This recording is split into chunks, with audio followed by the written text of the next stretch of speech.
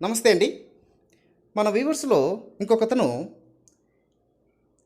News పేపర్లో ఉన్నటువంటి ఒక ఇంగ్లీష్ సెంటెన్స్ను ఇచ్చి దీన్ని తెలుగులో ఏమంటారు అని అడగడం జరిగింది. ఒకసారి ఆ సెంటెన్స్ను గమనించండి.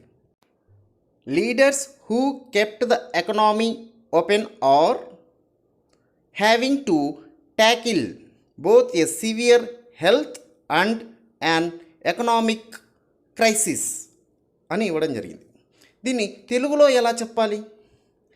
దీన్ని తెలుగులో చెప్పే ముందు మనము హ్యావింగ్ టు స్ట్రక్చర్ను నేర్చుకోవాలండి. ఒక చిన్న రిక్వెస్ట్ అండి. జనరల్గా నేను ఈమెయిల్స్ చెక్ చేసుకోనండి. సో అందువల్ల నేను మీకు రిప్లై ఇవ్వలేకపోతున్నాను. So please forgive me. If I don't give reply to you, please forgive me. Okay, let us go to the point. Having to స్ట్రక్చర్ను ఎప్పుడు ఉపయోగిస్తాం? ఈ హ్యావింగ్ టు వచ్చినప్పుడు తెలుగులో ఎలా చెప్పాలి అనేది చూద్దాం. ముందుగా మనం హ్యావింగ్ టు నేర్చుకునే ముందు విల్ హ్యావ్ టును ఎప్పుడు ఉపయోగిస్తారో నేర్చుకుంటే మనకు ఇది ఈజీగా అర్థమైపోతుందండి. విల్ హ్యావ్ టును ఎప్పుడు ఉపయోగిస్తాం? ఇది ఒక ఫ్యూచర్ ఆబ్లిగేషన్ అండి. ఒక ఎగ్జాంపుల్ చూద్దాం. You will have to stay at home tomorrow. రేపు నీవు ఇంట్లో ఉండాల్సి వస్తుంది. రేపు నీవు ఇంట్లో ఉండాల్సి వస్తుంది. ఇది ఫ్యూచర్ ఆబ్లిగేషన్. ఇది ఫ్యూచర్ ఆబ్లిగేషన్. మరి హ్యావింగ్ టు ఎప్పుడు ఉపయోగిస్తాం? హ్యావింగ్ టును ఒకసారి చూడండి. ఒక్క ఎగ్జాంపుల్ చూస్తే మనకు క్లియర్గా అర్థమైపోతుంది. ఇది ఎప్పుడు ఉపయోగిస్తామో ఒకసారి చూద్దాం. మనకు గవర్నమెంట్ లాక్డౌన్ ప్రకటించింది.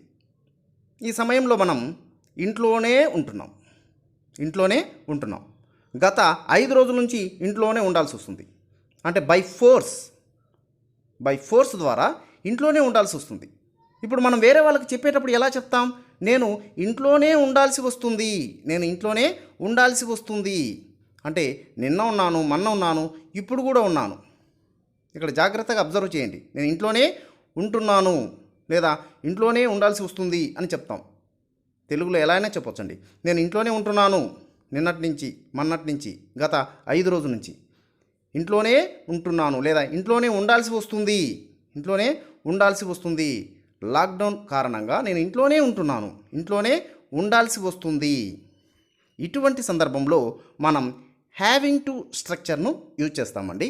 ముందుగా దీని స్ట్రక్చర్ను ఒకసారి చూడండి. సబ్జెక్ట్ వస్తుంది, తర్వాత బీ ఫార్మ్స్, ప్రెజెంట్లో అయితే ఈజ్, యామ్, ఆర్, పాస్ట్లో అయితే was, were, plus having to plus base form of the verb. ఇప్పుడు తెలుగులో ఒక వాక్యాన్ని చూద్దాం. లాక్డౌన్ కారణంగా నేను ఇంట్లో ఉండాల్సి వస్తుంది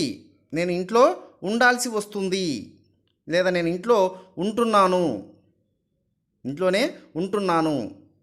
దీన్ని ఇంగ్లీష్లో ఎలా చెప్పాలి? నేను ఇంట్లో ఉండాల్సి వస్తుంది. I am having to stay at home.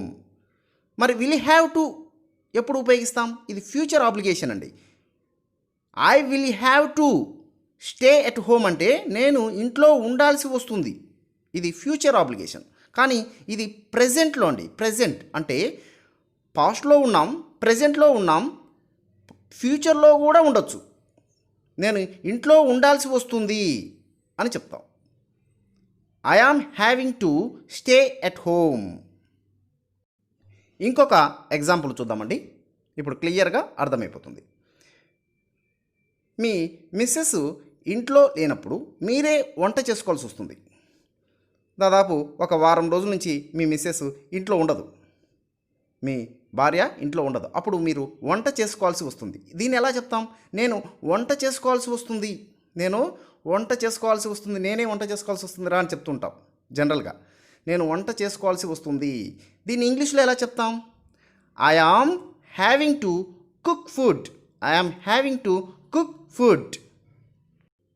ఇప్పుడు ముందు చెప్పినటువంటి వాక్యానికి వద్దాం. ఆ వాక్యం ఏంటిది? Leaders who kept the economy open are having to tackle both a severe health and an economic crisis. అంటే దీని అర్థం ఏంటంటే ఎవరి వద్ద అయితే అంటే లీడర్స్, ఎకనామిక్ ఉన్నటువంటి లీడర్స్ వారు ఈ సివియర్ హెల్త్ను మరియు ఆర్థిక సంక్షోభాన్ని అధిగమించాల్సి వస్తుంది. వారు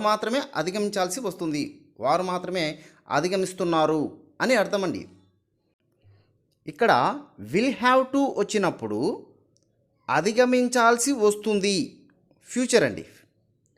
అదే హ్యావింగ్ టు వచ్చినప్పుడు అధిగమించాల్సి వస్తుంది అని అర్థం. అంటే బై ఫోర్స్ ద్వారానో ఆల్రెడీ వాళ్ళకు ఏర్పడినటువంటి పరిస్థితుల ద్వారానో వారు దాన్ని అధిగమించాల్సి వస్తుంది అని చెప్తారు. ఓకేనండి, మీరు మరికొన్ని ఎగ్జాంపుల్స్ను ట్రై చేయండి. నెక్స్ట్ వీడియోలో మరో కొత్త టాపిక్తో కలుసుకుందాం. Thank you very much my dear friends.